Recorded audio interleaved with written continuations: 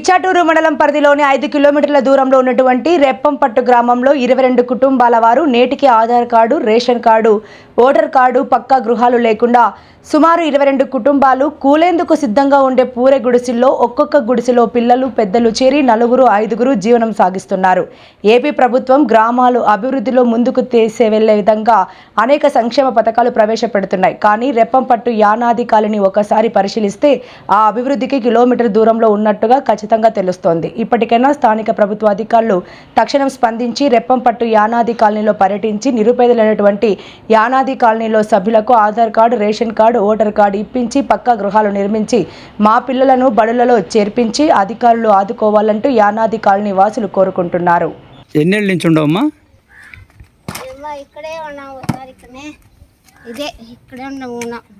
ఈ ఇంట్లోనే ఉన్నారా?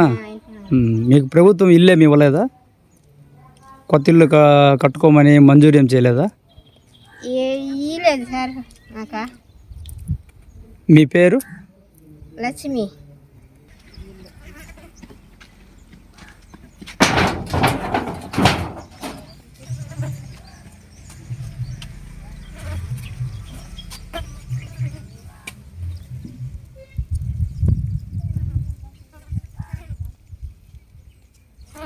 మీ పేరు? మల్లేశ్వరి. ఎన్ని సంవత్సరాల నుంచి ఉన్నారు ఇక్కడ?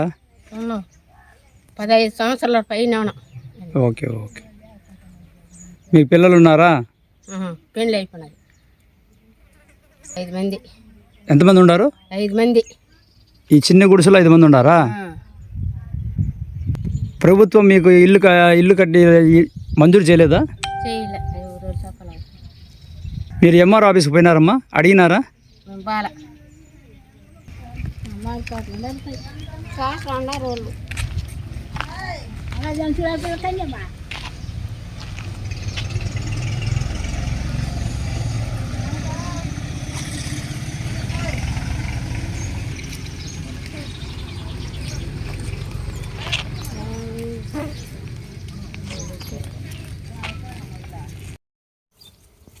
ఏ ఊరు మీదే?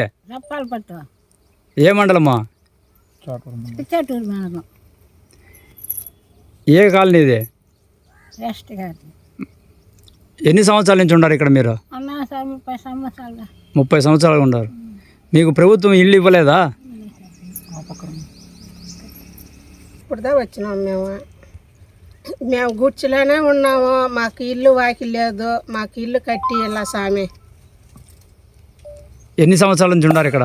ఉన్నా 3 సంవత్సరాలు ఉన్నాం. నాకు ఆధార్ కార్డు లేదు. బీమా వేస్తారా? ఆధార్ కార్డు లేకుండా బీమా వస్తుందా? మాకేమీ రాదు. రేషన్ కార్డు లేదు, ఆధార్ కార్డు లేదు. ఏ అధికారి రాలా ఇంకా ఏది లేదంట వాళ్ళకి. ఆ గుర్చలు కట్టుకుని ఆ గుర్చలనే ఏమన్నా ఎవరు చెప్పలా, ఎవరు రాలా.